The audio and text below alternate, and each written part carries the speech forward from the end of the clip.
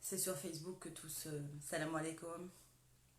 Alors je regarde dans les deux sens parce que j'ai Instagram de ce côté-là et Facebook de ce côté-là. Donc au lieu de faire avec mes yeux pour que vous puissiez comprendre pourquoi ça va dans un sens et dans l'autre.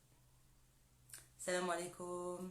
Ahlan, on va patienter et attendre que le plus grand nombre se connecte, prennent le temps de se connecter, Inch'Allah. Sur Instagram, machallah, vous êtes déjà là. Ahlan.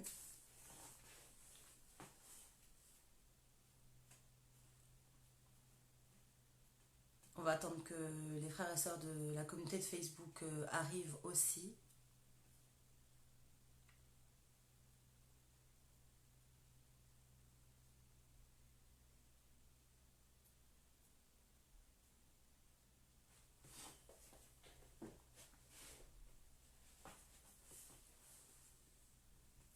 Salam alaikum sur Insta, salam alaikum sur Facebook. Ahlan wa sahlan.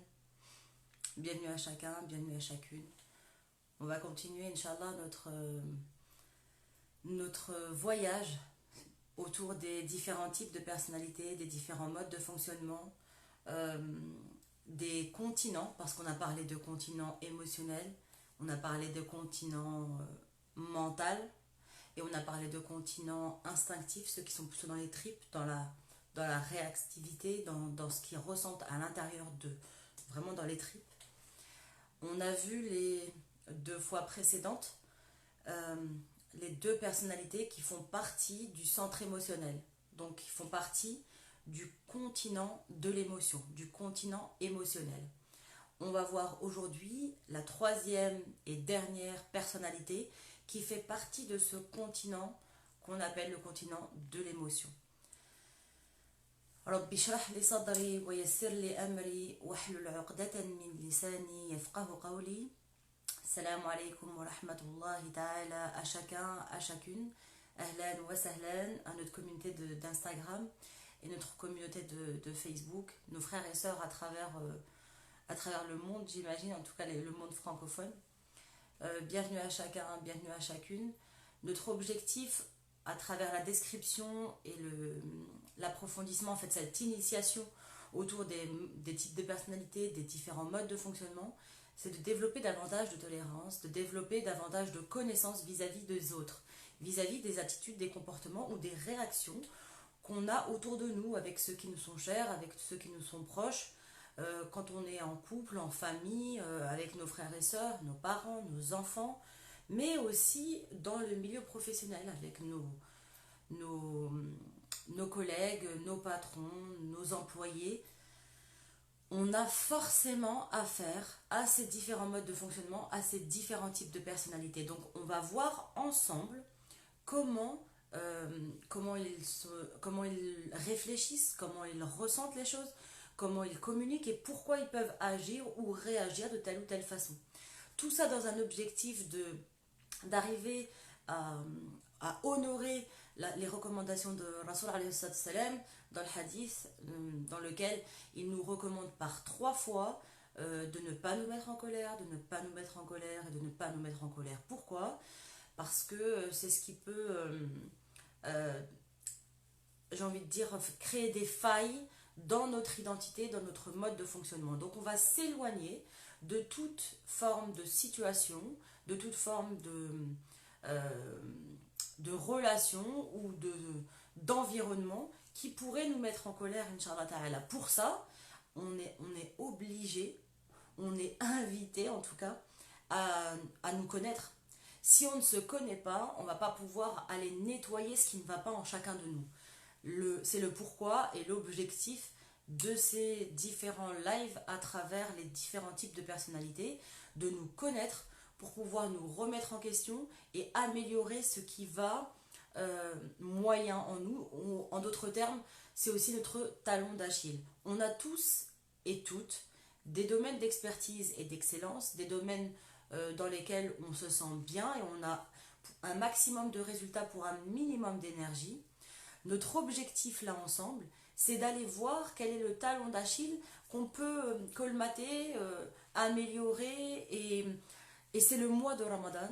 Et en plus, on est confiné, donc deux invitations, deux situations qui se superposent pour nous permettre, Inch'Allah, de faire ce travail en profondeur.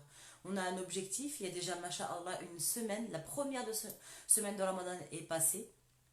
J'espère que chacun a pu semer un maximum et investir au plus et au mieux en vous, dans vos relations, dans votre relation verticale avec Allah subhanahu wa ta'ala.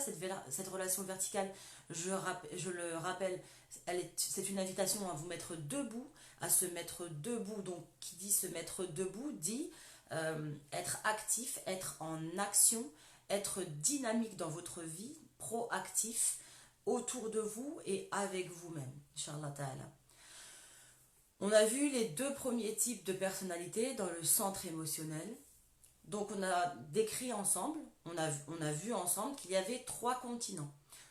Comme trois continents. Et dans chacun de ces continents, il y avait trois pays. Trois continents. Dans chacun de ces continents, trois pays. Le premier continent, le continent du centre émotionnel, des gens, des femmes et des hommes, puisque je le répète, il y a 50% d'hommes et 50% de femmes dans chacun de ces continents, dans chacun de ces modes de fonctionnement. On a vu les deux premiers pays, les deux premiers types de personnalités ou modes de fonctionnement qui appartiennent au continent de l'émotion. Ceux qui pensent par leurs émotions, ceux qui vivent par leurs émotions, ceux qui ressentent par leurs émotions, qui parlent avec leurs émotions, qui entendent et qui voient et qui vivent avec les émotions. L'altruiste, qui ne sait pas dire non, qui s'investit, qui se saigne corps et âme pour tous ceux qui l'entourent, pas forcément ceux qui lui sont chers ou ceux qu'il aime, tous ceux qui l'entourent. Donc c'est quelqu'un qui va se donner et se saigner et s'investir autour de lui ou autour d'elle à fond, à fond, à fond.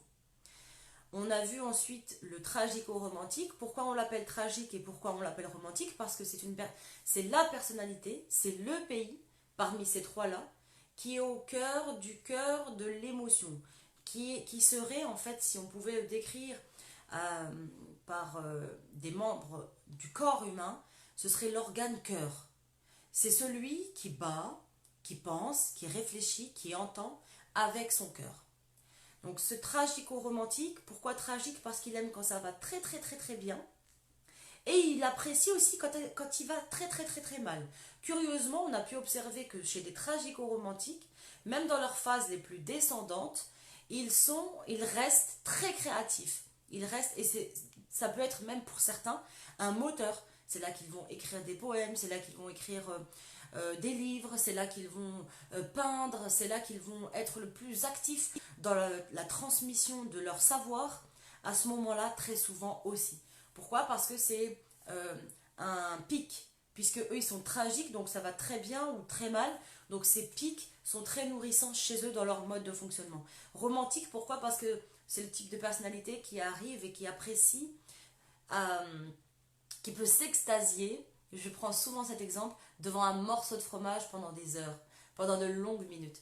C'est le type de personnalité qui va pouvoir s'exprimer, vous exprimer son besoin, c'est ce que représente ce morceau de fromage, ce que représente ce goût, ce parfum, et s'émerveiller pendant de longues minutes devant ce morceau de fromage.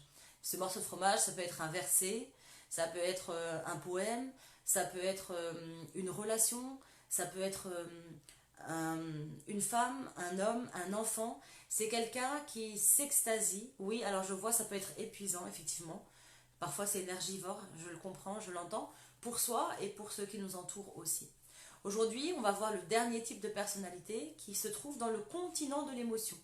Donc qui se trouve dans le centre émotionnel. On a dit qu'il y avait 3 pays dans chaque continent. Donc le premier continent, le premier pays, c'est l'altruiste. Le deuxième pays, c'est le tragico-romantique. Et le troisième pays, c'est celui qu'on appelle le persévérant. Certains l'appellent le battant. On va voir ensemble pourquoi et comment c'est né et où est-ce que ça va. Donc salam alaikum wa rahmatullah à ceux qui nous rejoignent. Donc moi je m'appelle Firdaus, je suis formatrice. J'accompagne sur le fonctionnement et l'analyse comportementale des différents types de personnalités, J'accompagne aussi en thérapie, en conseil conjugal, parce que c'est vrai que c'est une question qui m'est revenue, je vois dans les lives précédents. J'ai pas pris le temps de me présenter, j'arrive comme ça, je vous présente. Et je vous présente le live sans vous présenter ma fonction, ce que je fais. Euh, donc moi j'accompagne en thérapie, en conseil conjugal, les couples, mais aussi les adultes, les célibataires et les familles qui ont envie de dénouer un petit peu ces relations et d'aller comprendre au fond du fond, ce qui peut bloquer, ce qui peut nouer, ce qui peut être noué et comment dénouer au regard justement des besoins de chacun, des modes de fonctionnement de chacun et des attitudes de chacun. Parce que dans chacune de nos attitudes, on a une intention. Et très souvent, cette intention, elle est positive, mais quand elle n'est pas connue, quand elle n'est pas exprimée et explicite, on ne va pas l'entendre ou la comprendre. Et du coup, on peut réagir au lieu simplement d'agir et de l'accepter ou de l'accueillir. Donc on va approfondir, Inch'Allah, à travers ces différents modes de fonctionnement pour pouvoir développer davantage de tolérance, Inch'Allah, les uns envers les autres. Dans ce mode de fonctionnement qu'on appelle le persévérant, le battant, ça a été très souvent un enfant qui a été complimenté parce qu'il a fait quelque chose. Oh, machallah, ma fille. Oh, machallah, mon fils, tu as fait. Oh, tu as appris. Oh, tu as réussi. Oh, tu as eu telle et telle note. Donc, c'est un enfant qui s'est senti remarqué par ses parents ou par ses enseignants parce qu'il a fait quelque chose, ou il a réussi, ou il a accompli quelque chose. Donc dans son inconscient va s'installer l'idée que il ne va être aimé et apprécié que s'il est dans l'action, que s'il est en train de faire, que s'il est actif ou proactif. Donc c'est un adulte c'est un enfant qui va très rapidement grandir dans se montrer. Il faut que je montre ce que je fais. Il faut que je montre ce que j'ai réussi. Il faut que je montre comment je sais parler, comment je sais faire, comment je sais partager, comment je sais éduquer, comment je sais. Donc ça va être un adulte qui va prendre l'habitude de mettre en avant aussi tout ce qu'il fait, de partager ce qu'il fait, de dire ce qu'il fait, de parler de ce qu'il fait, puisque c'est comme ça qu'il va se sentir exister. C'est comme ça qu'il va se sentir apprécié et aimé au regard des autres, puisqu'il valide son identité et il valide qui il est parce qu'il est dans l'action, parce qu'il a été reconnu dans ce qu'il fait. Donc c'est un adulte, déjà enfant évidemment, hein, qui va aussi être beaucoup dans le soin de son apparence, le soin de comment il ou elle se présente, le soin de comment il ou elle présente ses cahiers, ses conférences, ses informations, ses enfants, l'éducation, son intérieur. C'est quelqu'un qui va être aux petits soins de la présentation de sa famille, de sa voiture, de ses cours, de tout de tout ce qui va être transmis. Il faut que ce soit bien fait et joliment présenté. Parce que c'est c'est ce qui va représenter et c'est ce qui va faire que cette personne va être vue ou reconnue par ceux qu'elle aime. Donc actif, proactif et aussi un tempérament un petit peu impatient. Parce que lorsqu'effectivement cette personne va être dans l'activité, elle a besoin ou il a besoin très rapidement, depuis même l'enfance, hein, c'est un enfant qui a besoin rapidement d'être reconnu. Rapidement qu'on remarque l'effort qui a été fait. Rapidement remarquer aussi l'action qui a été faite. Donc, je vais m'impatienter, moi si je suis en type persévérant ou battant, dans la reconnaissance de l'autre. J'attends impatiemment que l'autre va reconnaître ou remercier ou observer ce qui a été fait, par exemple. Donc petit à petit, on va développer, en persévérant, le besoin d'être très très actif très souvent. Donc c'est quelqu'un de très dynamique, quelqu'un de leader. Il a ou elle a un dynamisme très productif, que ce soit dans les associations, que ce soit dans sa famille, que ce soit dans son couple, dans son travail. C'est quelqu'un de dynamique et forcément productif, puisque c'est quelqu'un qui va faire, qui va accomplir, qui va rendre service dans l'objectif qu'il y ait de la production, qu'il y ait du résultat. Puisqu'il se compte, puisque ce qui compte par-dessus tout, c'est ce sentiment d'avoir réussi, d'avoir atteint quelque chose. Donc c'est quelqu'un qui va avoir qui va apprécier davantage le sentiment d'avoir réussi par exemple à créer une association, mettre en place cette association qui a pu générer en fait justement de l'aide au plus grand nombre, que le rendement par exemple de cette association.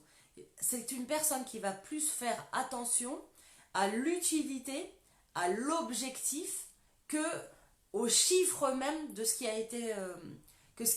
c'est quelqu'un qui ne s'attarde pas sur les chiffres. C'est plutôt une personnalité, un persévérant et battant dans la réalisation de l'objectif. Il faut que j'ai le sentiment et que j'observe et que je valide que l'objectif a été atteint. Lorsque pour cette personne l'objectif a été atteint, c'est tout de suite un sentiment de bien-être. Et de suite, cette personne, c'est pas parce que ça y est, elle a fini cette action-là, elle va tout de suite, ou elle ou il, hein, parce que je rappelle qu'il y a 50% d'hommes et de femmes dans chacun de ces modes de fonctionnement. C'est quelqu'un qui va se remettre tout de suite dans le projet suivant. J'ai terminé un projet, hop, je me remets tout de suite dans un projet suivant. Il y a évidemment un revers de la médaille. Il faut faire attention. Si vous avez un enfant qui fonctionne comme ça, dans Oumi, tu as vu, Abi, tu as vu, j'ai réussi, j'ai montré ça, j'ai fait ça, c'est quelqu'un qui a besoin de reconnaissance. Donc le parent, je vous invite vivement à nourrir justement cette attention vis-à-vis de votre enfant ou de vous-même aussi, si vous vous reconnaissez dans ce mode de fonctionnement. Donc c'est très important de pouvoir nourrir aussi le fait que cette personne, quand elle est juste installée sur un canapé, quand elle est juste assise en famille, d'apprécier et de lui faire apprécier, mais ça fait du bien de t'avoir avec nous. Ça fait du bien de t'avoir parmi nous. Ça fait du bien de te voir simplement assis ou assise avec nous sans que tu aies à faire ou à répondre ou à t'investir ou à être actif ou dynamique. C'est une personnalité qui, au fond de lui ou au fond d'elle, apprécie beaucoup les réunions, apprécie beaucoup les associations, la communauté, apprécie l'ensemble, les groupes. Donc va prendre beaucoup aussi de goût à réunir autour d'elle ou de lui des gens, la famille, les amis, les associations, les communautés, les collègues. C'est quelqu'un qui a pour objectif aussi, dans sa réussite, d'unir, de réunir, de créer du lien. C'est très important dans ce mode de fonctionnement, puisque plus il va y avoir de liens, plus on va unir, plus on va réunir, plus l'objectif de reconnaissance aussi et de réussite va être validé, puisqu'on aura plus de monde qui va vérifier et qui va observer que ça a été, alhamdoulilah, utile à l'ensemble, à lui ou à elle, mais aussi à l'ensemble.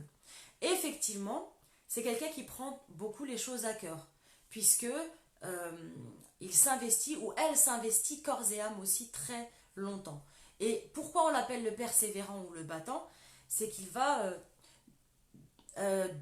perdurer, même quitte à se saigner, même quitte à passer sur ses propres besoins ou ses propres plaisirs, puisque l'objectif est plus important que la priorité peut-être du moment. L'objectif restera toujours la priorité du moment. Donc c'est quelqu'un qui, même si ça doit faire mal, même si ça doit durer longtemps, même si ça doit lui coûter de veiller des nuits, même si ça doit lui coûter de passer outre des vacances ou une sortie ou une invitation, va terminer d'abord cet objectif-là et vous rejoindre après. Hein. Il n'y a aucun souci par rapport à ça. La piste d'amélioration de ce mode de fonctionnement, c'est de se rappeler que Allah subhanahu wa ta'ala va évaluer et va comptabiliser vos actes uniquement par vos intentions. Donc toujours remettre à faire un reset de l'intention. Toujours observer quelle est notre intention lorsqu'on est en train de faire. Est-ce que c'est pour mettre en avant? Est-ce que c'est pour l'utilité du groupe? Est-ce que c'est pour simplement être reconnu ou exister? La piste d'évolution pendant ce mois de Ramadan, pour ce mode de fonctionnement dans la persévérance et dans le battant, c'est de lever le pied et de réaliser que peut-être l'investissement le plus généreux, le plus important, le plus productif est l'investissement vertical. Lorsque cet investissement vertical va lui rappeler et l'inviter à justement tempérer, à être plus dans l'être que dans le paraître, à être plus dans le partage de petits moments vrais, de petits temps de repos, de petits temps de relâchement vis-à-vis de lui et vis-à-vis de son entourage. C'est le type de personnalité qui est au centre du cœur émotionnel et qui pourtant ne prend pas le temps d'écouter ses émotions ou ses besoins. On a parlé des trois types, des trois pays du continent émotionnel. Et ce type, le persévérant, fait partie de ces trois pays-là, de ce continent-là. Et pourtant, c'est celui qui, parmi le centre émotionnel, pense le moins et écoute le moins ses émotions, sa tristesse, sa joie. C'est quelqu'un qui va très vite passer à une autre émotion, à une autre... même dans la joie, c'est pas quelqu'un qui va prendre beaucoup de temps ou de plaisir à prendre et à goûter à ce joie parce qu'il y a toujours quelque chose à faire. Il faut faire. Il y a ça à faire. Il y a ce projet. Ça, c'est plus important. Donc, on va focaliser avec ce type de personnalité et on va l'inviter à davantage penser à l'être qu'au paraître. Donc, toujours se rappeler, dans ce que je suis en train de faire, à quel moment j'écoute mes besoins à moi? À quel moment j'écoute si je suis triste, si je suis fatiguée, si j'ai besoin d'un temps avec ma femme, si j'ai besoin d'un temps avec mon mari, si j'ai besoin d'un temps avec mes frères et sœurs, un temps avec mes parents. Au lieu de persévérer dans l'action, il est urgent pour le persévérant de persévérer dans l'émotion, dans l'attitude de la relation horizontale pour le coup avec les autres et avec lui-même. Parce que c'est quelqu'un qui va être beaucoup plus humain, beaucoup plus productif lorsqu'il réfléchira avant à ce qu'il ressent tout de suite. Je me sens fatiguée, ben je vais le dire. Je me sens triste, je vais le partager. Et peut-être qu'à ce moment-là, je vais avoir des retours lorsque je suis dans ce mode de fonctionnement-là. Je vais avoir des retours et des reconnaissances qui n'étaient pas attendues, mais pourtant qui vont me nourrir. Et pourtant qui vont m'aider lorsque je suis dans le type du persévérant, du battant, toujours au cœur de l'émotion, dans le continent de l'émotion, qui vont m'aider à être davantage dans l'être, davantage dans la relation horizontale, davantage dans cette recherche d'humilité, de transparence et d'honnêteté vis-à-vis de moi et vis-à-vis des autres. C'est quelqu'un qui va toujours arrondir les angles. Tout va bien, il n'y a pas de problème, je réussis, j'y arrive, j'ai pas besoin d'aide. Qui va avoir beaucoup de mal à reconnaître la difficulté, ou à reconnaître le besoin, ou à reconnaître, ou à prendre le temps simplement de dire qu'il a mal, qu'elle a mal, qu'elle a des difficultés, ou qu'il ou elle a échoué dans telle ou telle action, dans tel ou tel projet. Et je pense que son mode de fonctionnement et son salut se trouve dans justement cette capacité à pouvoir reconnaître ces temps dans lesquels il y a eu des difficultés. Ces moments dans lesquels peut-être il ou elle ressent de la tristesse. Ces temps dans lesquels il ou elle ressent un vide ou un besoin de présence. Subhanallah, quand vous voyez autour de vous des gens très actifs ou très dynamiques ou très très très proactifs, très souvent, observez de manière générale, ce sont ceux qui vont avoir besoin, ou en tout cas pendant ce mois de Ramadan, si vous voulez du hajr et beaucoup de hasanat, euh, offrez-leur des moments, des temps particuliers avec eux. Offrez-leur des temps de reconnaissance en tête à tête. Offrez-leur des invitations simplement à penser un petit peu à ce qu'ils ressentent, à s'ils ont besoin d'aide, à, à recevoir des attentions et de la reconnaissance. Ces frères et sœurs qui sont très dynamiques dans nos familles, dans nos associations, dans nos mosquées, ce sont aussi très souvent ceux qui ont le plus de temps, le besoin euh, de recevoir une attention, de recevoir un compliment, de recevoir un, un temps pour eux, une reconnaissance propre pour pouvoir justement leur permettre de ralentir, leur permettre de s'écouter, leur permettre aussi de remettre en priorité leurs besoins, d'installer d'abord leur programme, dans leur programme, de faire en sorte qu'il y ait d'abord eux, qu'il y ait d'abord leur cœur, qu'il y ait d'abord leur relation avec leurs besoins. On en revient toujours à la recommandation. Moi, je trouve qu'il y a une très très grande hikmah dans l'ordre dans lequel ont été placés les mots dans Surat Al-Asr, A'udhu billahi minash shaitanir rajim, wa tawasaw bil haqqi wa tawasaw bis sabr. C'est-à-dire qu'Allah subhanahu wa ta'ala, il nous invite d'abord à apprendre notre haqq pour pouvoir arriver au sabr.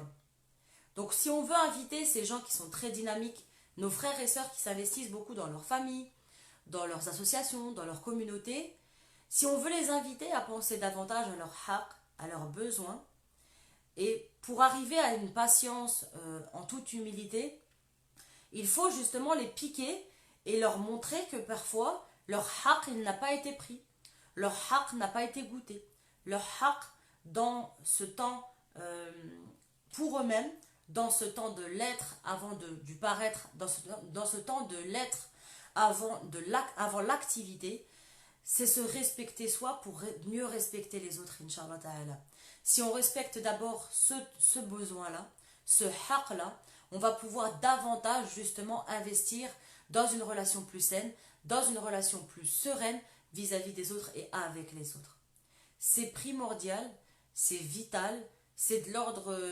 moi, j'accompagne en cabinet, comme je vous l'ai dit, je suis psychothérapeute aussi, j'accompagne beaucoup de gens en cabinet, des couples en cabinet, des familles, qui rencontrent justement de grandes difficultés par rapport au fait que ces haqq n'ont pas été nourris, que ces haqq n'ont pas été pris, que ces haqq n'ont pas été appréciés et qu'il n'y a pas eu ce temps propre à chacun de ces haqq dans leurs besoins, dans leur couple, dans leur famille, avec leur relation avec leurs enfants. À partir du moment, on ne peut pas demander, c'est inhumain de demander à quelqu'un de patienter si le haqq n'a pas été donné. On peut par exemple, là on le fait tous, on peut jeûner, donc se priver de boire, de manger, de s'alimenter, de nourrir, d'alimentation en fait mondaine, enfin n'importe quoi, d'alimentation vitale, dans l'eau, dans la nourriture. Euh, on peut se priver de faire ça pendant des jours, pendant un jour, peut-être 2 jours, sans manger le soir. Hein. Si on n'avait pas à rompre le jeûne le soir, on pourrait y arriver peut-être 2 jours, peut-être 3 jours, mais pas plus que ça.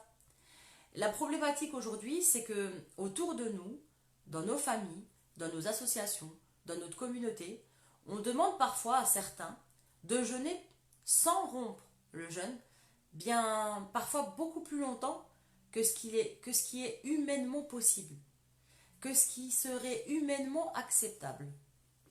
Donc il va falloir à un moment donné aussi inviter chacun à rompre son jeûne, à prendre son haqq, à prendre son droit.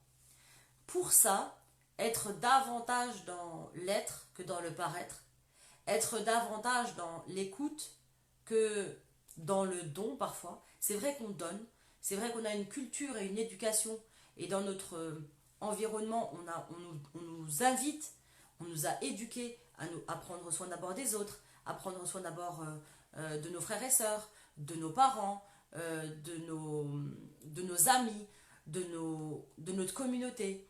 Et en même temps, j'ai envie de dire, la yukallifu Allahu nafsan illa wus'aha. Allah ne va juger un être et ne jugera jamais un être et ne donnera jamais à un être plus que ce qu'il ne peut supporter lui-même. Donc, si chacun faisait remarquer à ceux de son entourage euh, que là, peut-être, il y a une limite qui est dépassée, que là, peut-être, il y a un temps à respecter, que là, peut-être, il y a des besoins à respecter en priorité, on pourrait arriver à davantage d'équilibre et davantage de relations beaucoup plus fluides et beaucoup plus respectueuses les unes envers les autres. Le type du persévérant et du battant va se déchirer, se déchaîner parfois. J'aime bien ces deux mots parce qu'il se déchire et lorsqu'il s'épuise, il se déchaîne.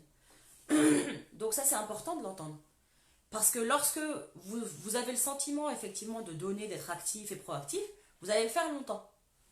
Mais au bout d'un moment, vous allez vous déchaîner. Et se déchaîner, ça veut dire quoi? Ça veut dire se mettre en colère. Ça veut dire passer des limites, dépasser des limites. Pourquoi? Parce que vous avez dépassé le temps de votre haqq. Parce que vous ne vous êtes pas autorisé ce haqq. Donc à chaque fois qu'on arrive à une colère, à chaque fois qu'on arrive à un sentiment de colère, à chaque fois qu'on arrive dans une situation colérique, c'est très souvent parce que justement on ne s'est pas donné ce haqq. Très souvent parce qu'on a dépassé ce laps de temps dans lequel on aurait dû s'arrêter pour faire le plein d'essence. On est comme une voiture, tous les types de personnalités dans chacun des continents. On est comme un véhicule, comme une voiture. Et cette voiture, elle a besoin de stations d'essence. Sans quoi, on ne peut pas rouler indéfiniment. Si vous faites un plein lundi et que vous parcourez 50, 60, 80 km par jour, ce plein-là, il vous tient une semaine. Donc ce plein-là, on doit prêter attention à la jauge pour faire et créer et faire attention aussi aux différentes stations d'essence sur notre chemin. Il est possible que parfois, tiens, il y a une station d'essence juste là et je ne l'avais pas vue, mais mince, je l'ai ratée. Je suis sur l'autoroute et la prochaine, elle est dans 1000 km. Et le problème, c'est que moi, ma jauge, je suis déjà dans la réserve. Je fais comment dans ces cas-là? Je vais pousser, consommer même la réserve de mon énergie et arriver à une situation colérique, à une situation où je vais me vider de mon énergie. Et ça, c'est valable pour tous les types de personnalités.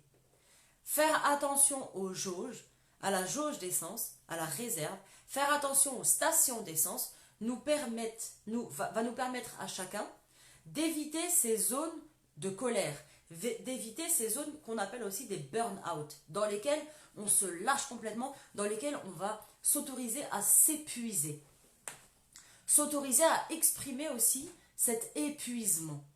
Donc, si on arrive chacun à pouvoir justement installer des zones dans lesquelles on va faire notre plein d'essence, s'arrêter, écouter ce qui se passe dans notre cœur, écouter ce qui se passe dans nos relations avec notre femme, dans notre relation avec notre mari, dans notre relation avec notre fils, avec notre fille, nos frères et sœurs, nos parents, on va pouvoir à chaque fois prendre la température. C'est comme si on faisait une prise de sang, un bilan santé dans lequel on observe à chaque fois dans quel excès on est, dans quel besoin on serait en manque, dans quelle attente on aurait, à travers quelle attente on serait passé et on n'aurait pas pris notre haqq, ou on n'aurait pas donné un besoin que l'autre attendait par exemple.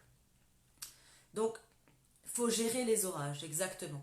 Donc on gère les orages à travers ces stations d'essence. On ne peut, alors au-delà de gérer, j'ai envie de dire les traverser, parce qu'on ne peut pas contrôler une colère. On va la traverser et on va essayer de tempérer au mieux. Mais ça, on ne peut le faire que si on a des stations d'essence dans lesquelles on s'arrête. Et ces stations d'essence, Allah subhanahu wa ta'ala nous en a donné déjà. Elles sont claires et elles sont définies. On en a déjà 5 par jour. Si on prenait chacun nos 5 stations d'essence journalières, mais comme de réelles stations, c'est-à-dire que qu'on s'arrêtait 5 fois par jour, peut-être avant salat ou après salat, en silence.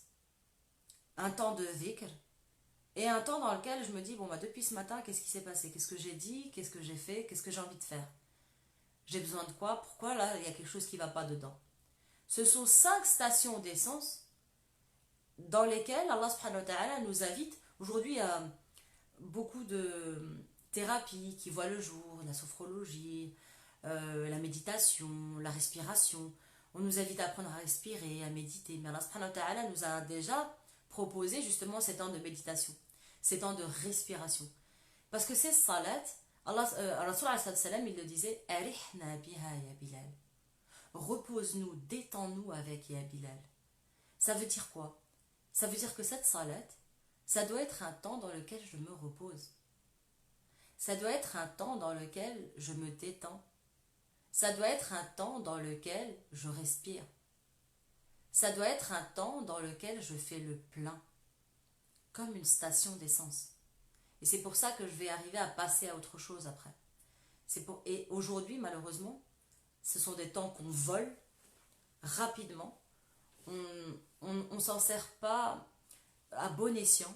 Et je trouve que les utiliser de manière beaucoup plus à l'écoute, comme un temps de raha et de istiraha, un temps de repos, une récréation, dans laquelle on va pouvoir justement se poser. Et là, je vois la sieste, bien sûr, après Salat al-Dohr. Et là, pendant Ramadan, surtout si on veille la nuit, c'est important d'en faire peut-être une sieste après Dohr. Et aussi une petite sieste, peut-être, en tout cas, un deuxième temps de sieste dans la journée. Il faudrait en avoir au moins deux micro-siestes, comme je les appelle, deux siestes de 20 minutes, d'un quart d'heure, 20 minutes dans la journée, pour pouvoir justement mieux se donner et investir dans la nuit, Inch'Allah Ta'ala. Hors Ramadan, la sieste journalière, elle n'a pas besoin de durer des heures, hein. La sieste récupératrice, euh, elle- on peut se suffire de 15 minutes, assis dans la voiture, assis dans votre bureau, ou sur votre canapé si vous êtes à la maison. Simplement un quart d'heure. On a fait le tour un petit peu de ce type de personnalité du persévérant qui va être donc qui va prêter attention à l'image de lui-même ou d'elle-même, puisqu'on a dit qu'il y a 50% d'hommes et de femmes dans ce mode de fonctionnement. Donc c'est quelqu'un qui va faire beaucoup attention à son image, à l'image de ce qu'il fait, à l'image de ce qu'il donne, de ce qu'il présente, de ce qu'il procure. Dans sa productivité, il aime aussi que ce soit bien présenté, que ce soit bien équipé, que ce soit bien fait. C'est quelqu'un aussi qui va être très speed, productif effectivement, mais speed. Qui dit speed dit aussi impatient. Donc un enfant et un adulte un peu impatient, qui a besoin de résultats rapidement, ou de réactivité rapidement, ou de reconnaissance rapide aussi. Je vais prendre avec vous euh, le temps, là, 5-10 minutes, pour pouvoir, Inch'Allah, prendre les questions. Alors je lis au fur et à mesure, parce que j'en ai aussi de ce côté-là sur Instagram. Je regarde là sur Facebook et là sur Instagram, pour voir un petit peu les questions qui peuvent venir autour du persévérant, celui qu'on appelle le persévérant, le battant. Quelles sont les questions que vous aimeriez voir approfondir au sujet de ce type de personnalité, de ce mode de fonctionnement? Je vous lis.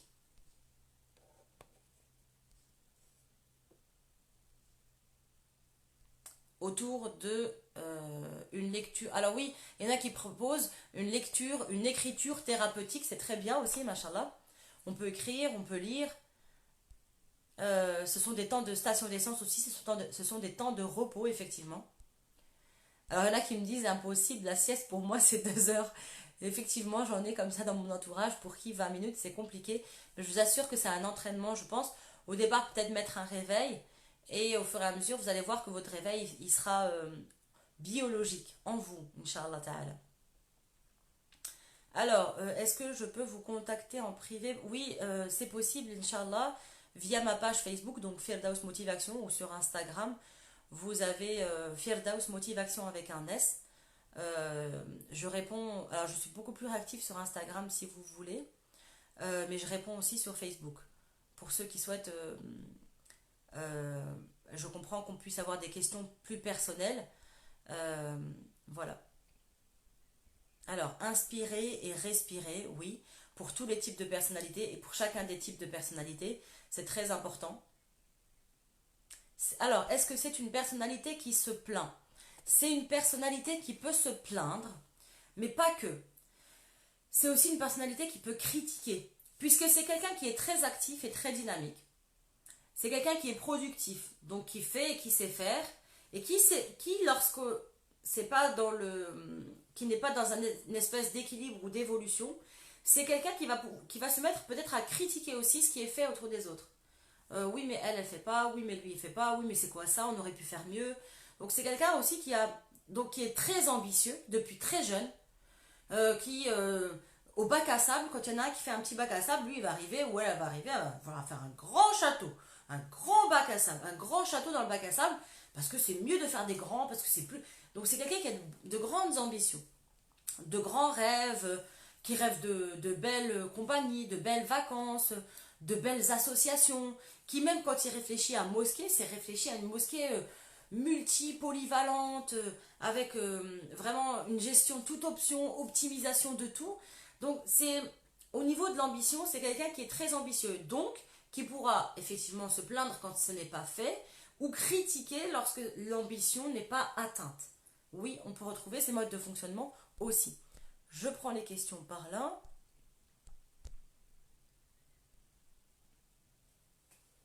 Exactement. Donc, se plaint ou critique, ça arrive. Je prends aussi les questions sur Instagram pour être juste avec nos frères et sœurs de ce côté-là, ici aussi.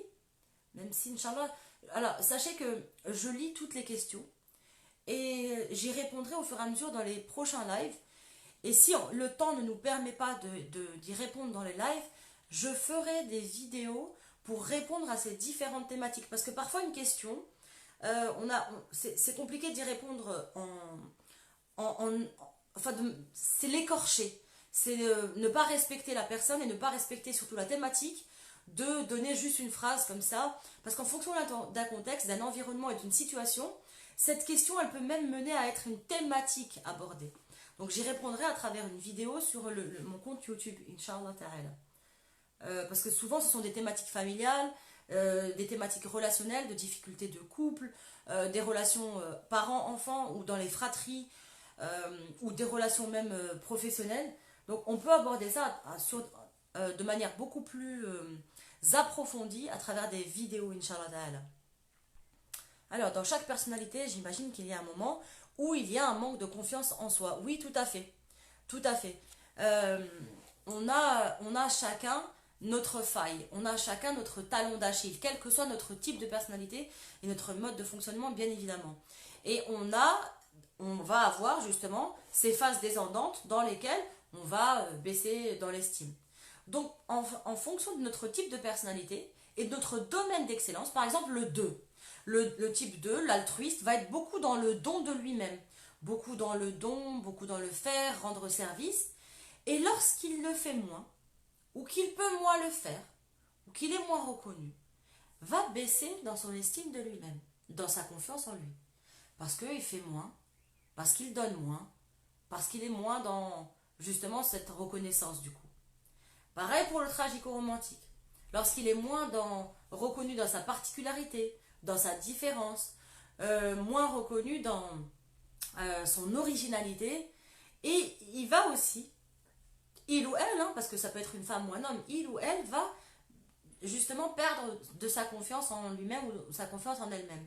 Pareil pour le type 3, qu'on appelle le persévérant ou le battant, lorsqu'il est moins actif, moins proactif, donc moins vu, moins reconnu par ses chairs, il va ressentir comme un manque de confiance ou d'estime de lui-même ou d'elle-même.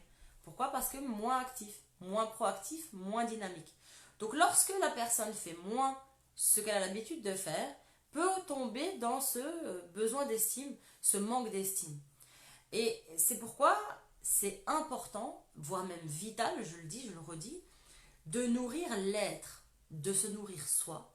Parce que même lorsqu'on va arrêter de faire dans notre mode de fonctionnement habituel, l'estime de soi et la confiance en soi restent nourries, elles restent plutôt stables.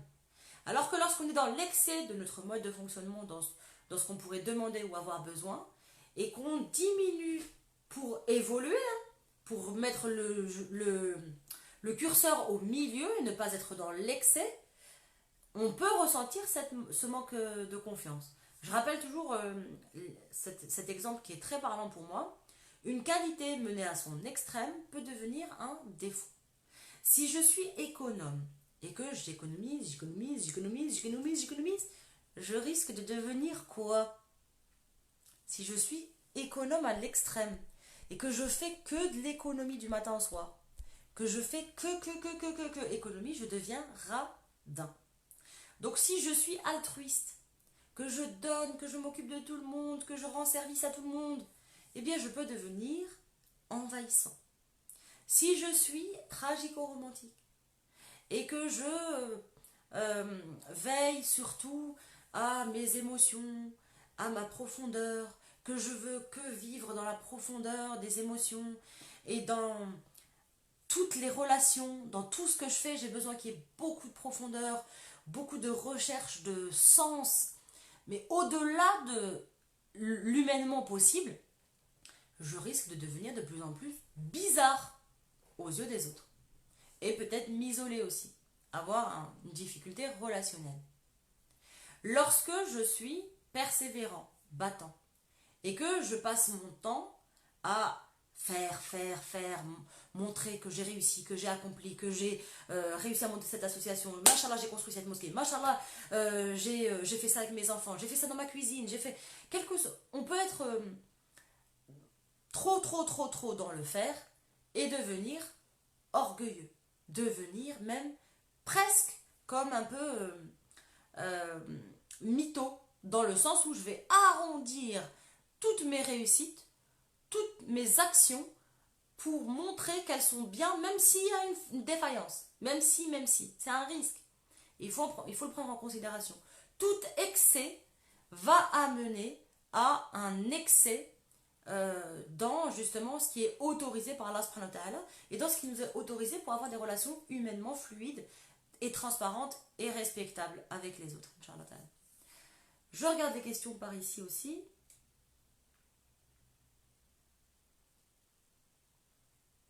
Alors, je vois beaucoup de gens qui nous ont rejoints. Ouh là là, mashallah, ça défile, ça défile.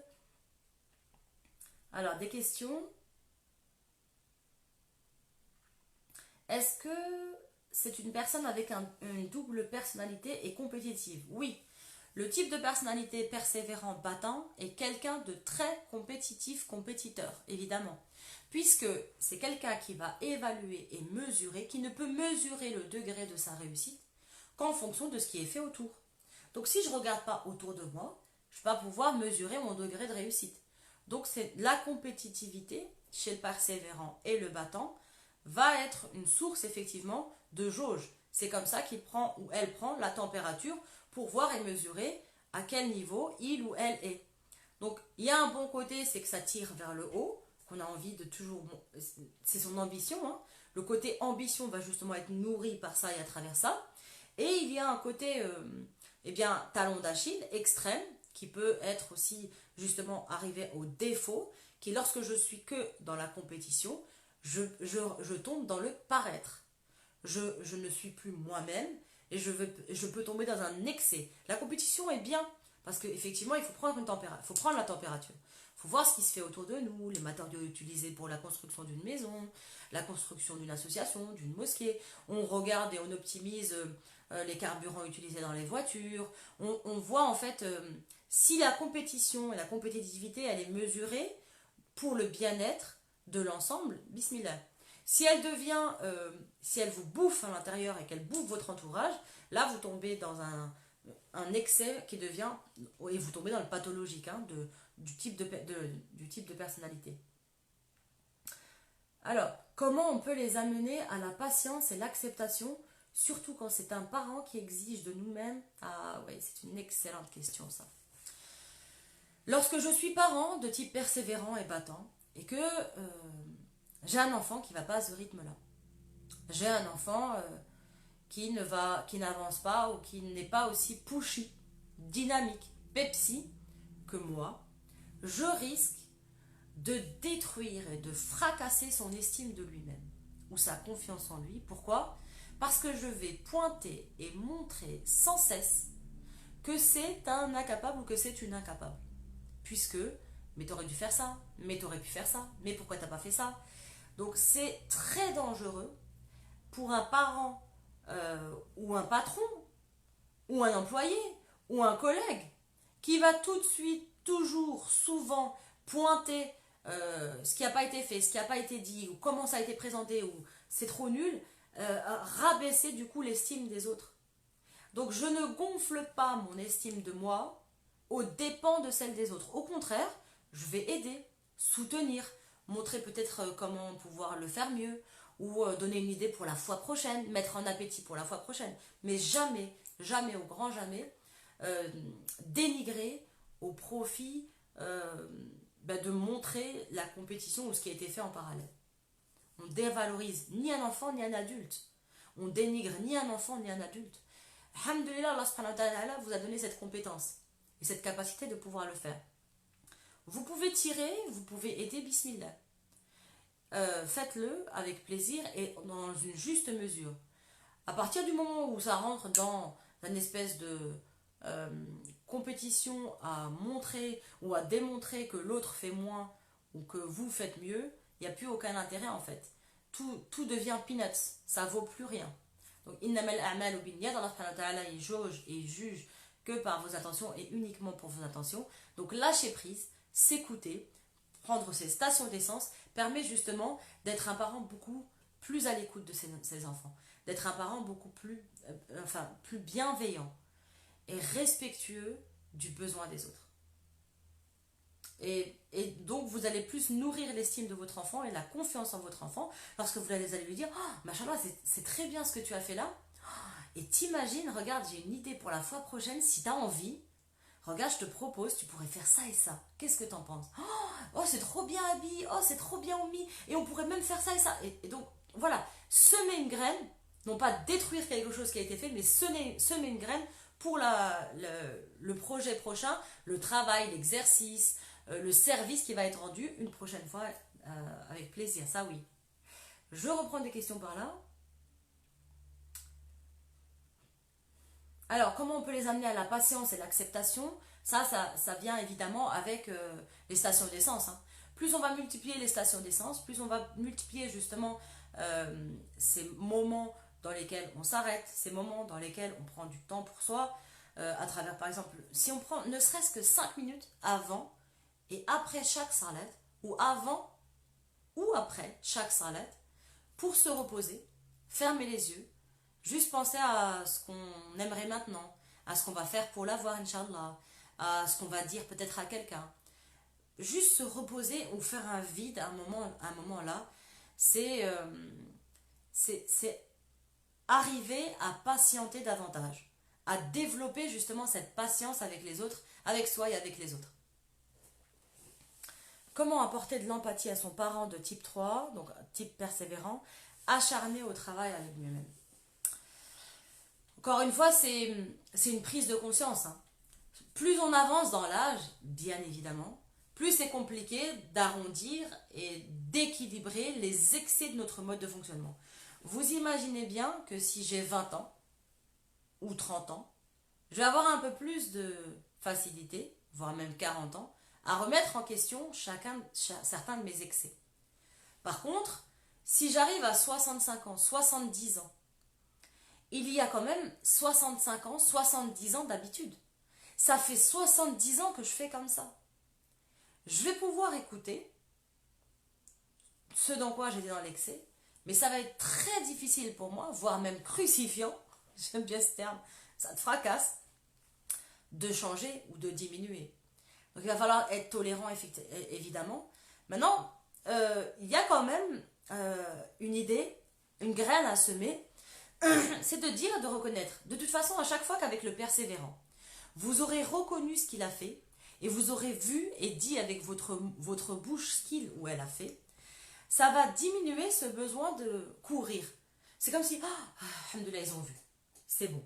Ils ont vu que j'étais pas fainéant, ils ont vu que j'étais pas fainéante, ils ont vu que j'ai fait ça.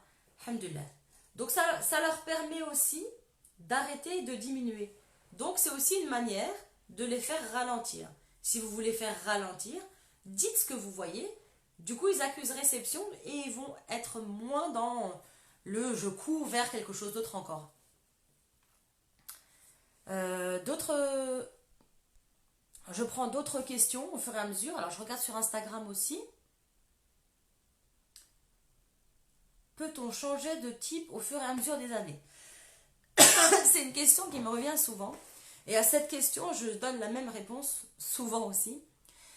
Lorsque vous êtes d'une base, d'un type de personnalité et d'un mode de fonctionnement, vous êtes né comme ça et vous mourrez comme ça. C'est comme l'image d'un tronc d'arbre, un arbre, à travers les saisons. On a différentes saisons. Quelle que soit la saison dans laquelle vous êtes, la partie la plus apparente de cet arbre reste le tronc. C'est-à-dire qu'en automne, cet arbre va perdre ses feuilles. En hiver, il n'y a aucun fruit. Et même en hiver, la partie la plus apparente, c'est le tronc d'arbre. En été, effectivement, au printemps, on va avoir des bourgeons, on va avoir des feuilles.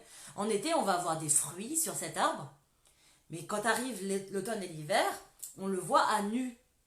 L'idée, pendant ces lives précédents et les prochains lives, Inch'Allah, ce à quoi j'aimerais vous amener, c'est de réfléchir quel est votre tronc d'arbre tout le temps. Comment il est ce tronc? Évidemment, chaque tronc d'arbre a des racines. Évidemment, chaque tronc d'arbre a des branches. Malheureusement, en live, c'est impossible de pouvoir approfondir sur l'évolution des différents types de personnalités. C'est humainement infaisable. Pour ceux qui ont participé à mes séminaires, l'ont bien vu, on passe un week-end complet à l'étudier, samedi et dimanche de 9 h à 20 h, et pourtant, on peut repartir encore avec des interrogations. Donc imaginez qu'en 1 heure, c'est strictement impossible de pouvoir vous décrire tout ça. Maintenant, l'idée, c'est juste de reconnaître de manière très grossière dans quoi vous vous reconnaissez la majeure partie de votre temps. C'est-à-dire, quand je dis majeure partie du temps, c'est 70% de votre temps. 70% de votre temps, dans quoi vous vous reconnaissez? Quel est ce tronc d'arbre? Est-ce que c'est plutôt de l'émotion? Est-ce que c'est plutôt du mental? Est-ce que c'est plutôt de l'instinctif? Ce sont les prochains types qu'on verra, Inch'Allah, dans les prochains lives. Donc je vous donne rendez-vous samedi à midi, toujours sur Darifton, on va aborder le premier type de personnalité du centre mental. Ceux qui sont dans l'analyse, ceux qui peuvent paraître aussi très distants, peut-être un petit peu froids parfois pour ceux qui sont dans l'émotionnel, parce qu'ils sont moins dans l'expression de leurs émotions. Rendez-vous samedi à midi sur Darifton. Subhanakallahumma wa bihamdika nashhadu an la ilaha illa ant nastaghfiruka wa natubu ilayk. Subhana rabbika rabbil izzati amma yasifun wa salamun ala al-mursalin walhamdulillahi rabbil alamin. Assalamu alaikum wa rahmatullahi ta'ala wa barakatuh à chacun et à chacune.